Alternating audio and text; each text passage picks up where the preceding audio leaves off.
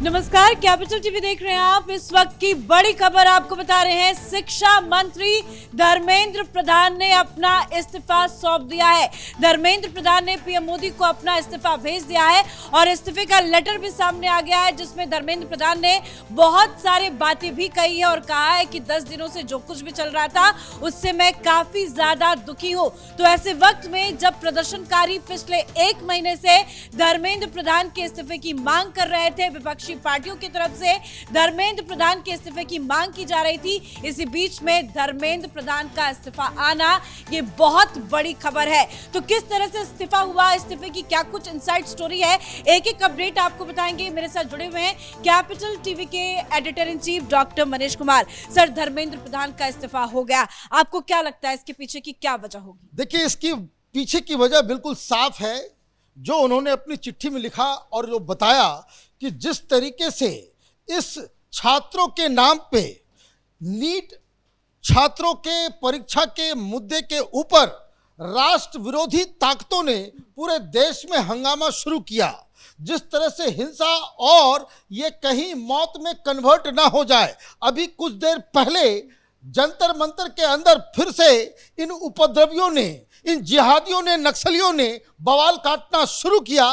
तो आप देखिए कि सवेरे से आज क्या घटनाक्रम चल रहा था, और इसमें आप इस चीज को दूसरे अगर परिप्रेक्ष्य में अगर देखें कि सरकार ने किस तरीके से इस पूरे आंदोलन को एक पॉइंट पे जाकर के लाकर के खड़ा कर दिया कि आप सिर्फ और सिर्फ इस्तीफा मांगे और आपका जो है बोरिया बिस्तर खत्म। और सीधी सीधी बात थी कि इस्तीफा होगा तो ये पूरा का पूरा मामला खत्म हो जाएगा। तो अब इस्तीफा हो गया है तो ये देश भर में ये केजरीवाल, राहुल गांधी, ये नक्सलाइट्स, ये टुकड़े टुकड़े गैंग, ये सारे लोग ये जो तमाशा कर रहे थे, इसको अंत करने के लिए ये इस्तीफा धर्मेंद्र प्रधान ने दिया। लेकिन इस इस्तीफे में जो सबसे बड़ी बात यह है कि देश विरोधी ताकतें जो हैं वो फायदा ना उठा पाए, जिस वजह से उन्होंने इस्तीफा दिया। मतलब ये सर क्लियर हो गया कि जो इतने दिनों से प्रदर्शन चल रहा था उसमें देश विरोधी ताकतें शामिल थी। देखिए, अगर आप टेक्स्ट पे देखें तो सेकेंड लास्ट, थर्ड लास्ट जो पैराग्राफ इनका है उसमें वो क्या कह रहे हैं, उसमें वो साफ साफ कह रहे हैं कि जो स्थिति बनी हुई है जंतर मंतर के अंदर, उसका फायदा कोई राष्ट्र विरोधी ताकत ना उठाए, इसके लिए हम ये स्थिति, देखिए जंतर मंतर और देश में जो स्थिति बनी है, इस स्थिति को राष्ट्र विरोधी ताकतें वो उसका फायदा ना उठाए, देश की एकता बनी रहे, भारत के एक भी विद्यार्थी का भविष्य कानूनी पेचीदगियों में ना उलझे, हमारे बच्चे अपना समय पढ़ाई में लगाएं, करियर बनाने में फोकस करें, इस पर विचार करते हुए मैंने अपना त्याग पत्र माननीय प्रधानमंत्री को भेज दिया है। मतलब इस्तीफा लिया नहीं गया, धर्मेंद्र प्रधान ने इस्तीफा दिया और ये इनका कलेजा है। मैं आपको बताऊं कि बहुत सारे लोग ये कह रहे थे कि भाई किस बात के लिए आप इस्तीफा मांग रहे थे, भाई एनटीए क्या सरकार का हिस्सा है? वो एक अलग एजेंसी है जिसके ऊपर सरकार, खैर जो बातें हो गई सो हो गई, लेकिन अगर राजनीतिक दृष्टि पर अगर आप देखें कि ये अब मामला अब विपक्ष के लिए उल्टा पड़ गया। उल्टा इस तरीके से पड़ गया कि अब सोमवार को जब पार्लियामेंट के अंदर जब ये लोग जाएंगे, राहुल गांधी तो इस्तीफा मांग रहे थे, अब इस्तीफा हो गया, अब ये तो मुद्दालेस हो गए। लेकिन सर एक चीज अगर गौर करें, हालांकि ये बयान काफी पुराना है, जब अभिजीत दीपके से पूछा गया कि भाई आप क्यों चाहते हैं धर्मेंद्र प्रधान का इस्तीफा, अगर इस्तीफा हो जाएगा तो क्या आप सरकार को सुधार लेंगे, तो वो कह रहे हैं शुरुआत तो धर्मेंद्र प्रधान से हमें चाहिए, उसके बाद हम देखते हैं आगे क्या करेंगे। उनका ये बयान काफी वायरल भी हुआ था। क्या अब धर्मेंद्र प्रधान के अलावा अब किसी और मंत्री को ये देश विरोधी ताकतें टारगेट करेंगी? देखिए, अब जो है लेजिटिमेसी मिल गई है सरकार को। अब इस बात को समझिए, जो मैं कहने जा रहा हूं वो बड़ा इंपॉर्टेंट है। धर्मेंद्र प्रधान के इस्तीफे पे सारी बात आकर के केंद्रित हो गई। अब धर्मेंद्र प्रधान ने इस्तीफा दे दिया, अब इसके बाद अगर ये दीपके, ये कॉकरोच, ये राहुल गांधी, ये केजरीवाल, अगर ये वामपंथी, ये नक्सलाइट्स, ये जिहादी, ये सारे लोग जब अगर ये बवाल काटेंगे, तब तो सरकार के पास खुली छूट उसको बकायदा डंडे से इसका इलाज करने की पूरी अब छूट मिल जाएगी, क्योंकि अब तो जनता का जो कोई भी इधर थे कि भाई इस्तीफा दो इस्तीफा दो इस्तीफा दो, अब इस्तीफा हो गया, इसके बाद कोई भी कलाकारी ये लोग करेंगे तो आप ये समझिए आज ही 2500 ये उग्रवादियों को दिल्ली पुलिस ने चिन्हित किया है, जिनकी खबर ली जा रही है। और मैं आपको बताऊं कि इसके पीछे जो जानकारी आ रही है कि अचानक से इन्होंने इस्तीफा इसलिए दिया क्योंकि कल तमाम मुस्लिम जमातों की एक बैठक हुई थी। उनका अपना ये मानना था कि ये जो वंदे मातरम के ऊपर सोमवार में राज्यसभा में जो डिस्कशन होगा उसको लेकर के ये आंदोलित थे। ये लोग भी दिल्ली पहुंचने वाले का प्लान कर रहे थे। फिर किसान आंदोलन वाले भी, आप ये समझिए कि जो एक शाहीन बाग पहले हुआ, फिर एक किसान आंदोलन हुआ, अब ये जो है कॉकरोचों का आंदोलन हुआ, ये सारी शक्तियां, ये देश विरोधी शक्तियां, ये सारे इकट्ठे होकर के पूरे देश में उपद्रव मचाने वाले थे। इसीलिए ये सारी चीजें जब आके केंद्रित हो गई कि ये इस्तीफा दे दें और मामला खत्म हो जाए, तो ये धर्मेंद्र प्रधान ने बड़ा ही बहादुरी का काम करते हुए कहा कि हमको देश को इकट्ठा रखना है, देश की एकता अखंडता उसके लिए, और छात्रों का भविष्य खराब ना हो, छात्र जो है जाकर के पढ़ाई करें।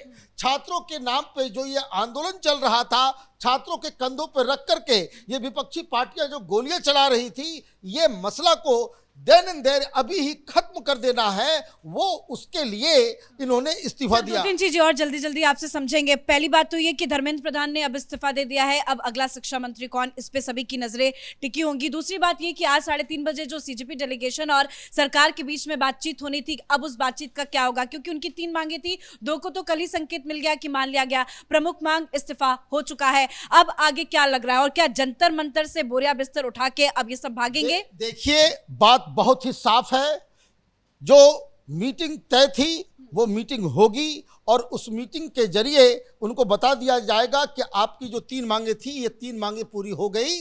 अब 2 घंटे के अंदर अपना बोरिया बिस्तर, या फिर आज शाम में जो आपको सेलिब्रेट करना है, जिंदाबाद जिंदाबाद करना है कि हम जीत गए, जो कुछ करना है तो आप कर लीजिए।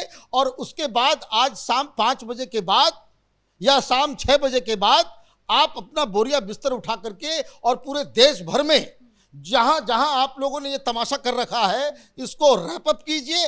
अदरवाइज फिर पुलिस और प्रशासन जो काम करेगी, फिर उसके बाद आप फिर रोते हुए मत आना कि आप इस तरह की चीजों को कर रहे हो, क्योंकि बिहार में आज गाड़ियों को जलाया गया, पुलिस के ऊपर हमला किया गया। अभी थोड़ी देर पहले जंतर मंतर में दिक्कत क्या है कि इसमें जिहादी लोग घुस गए, नक्सलाइट। राहुल गांधी आज सवेरे सवेरे नक्सलियों से मिले हैं। ये मीडिया बता नहीं रहा, बोला कि छात्रों के ग्रुप से मिले। अरे भाई, ये छात्र का ग्रुप कौन था? ये सीपीआई एमएल वाले थे, दीपंकर भट्टाचार्य वाला। ये तो नक्सलाइट्स हैं, ये तो वही लोग हैं जो जेएनयू के अंदर मिठाई बांटते हैं जब सीआरपीएफ के लोग शहीद होते हैं। ये उस तरह के लोग अब तैयारी करने में जुटे हुए थे। विदेशी फंडिंग हो रही है, CIA, चाइना, ISI। आज दिल्ली पुलिस ने क्या कहा कि कम से कम 450 इंस्टाग्राम के आईडीज को ब्लॉक किया गया जो पाकिस्तान से चलाए जा रहे थे। तो आप ये समझिए कि देश एक बहुत बड़ी साजिश के अंदर फंसा हुआ था।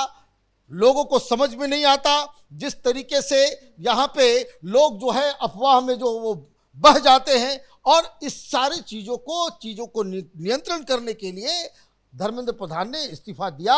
ये स्वागत योग्य है। अब ये मसला यहीं पे खत्म होना चाहिए। अब देखना पड़ेगा कि जो तमाम विपक्षी पार्टियां हैं, राहुल गांधी के, ये सारे लोग बेरोजगार हो जाएंगे। बहुत सारे सोशल मीडिया वाले जो वहां पे रील्स बना रहे थे वो भी बेरोजगार हो जाएंगे। बहुत सारे पत्रकार भी बेरोजगार हो जाएंगे, क्योंकि अब जब ये मामला खत्म हो गया तो आई थिंक कि सरकार कुछ दूसरे मूड में है। अब इसके बाद अगर ये लोग फिर से कुछ करने की कोशिश करते हैं या अपनी डिमांड को एक्सटेंड करने की कोशिश करते हैं, then I think they will be met with very hard force.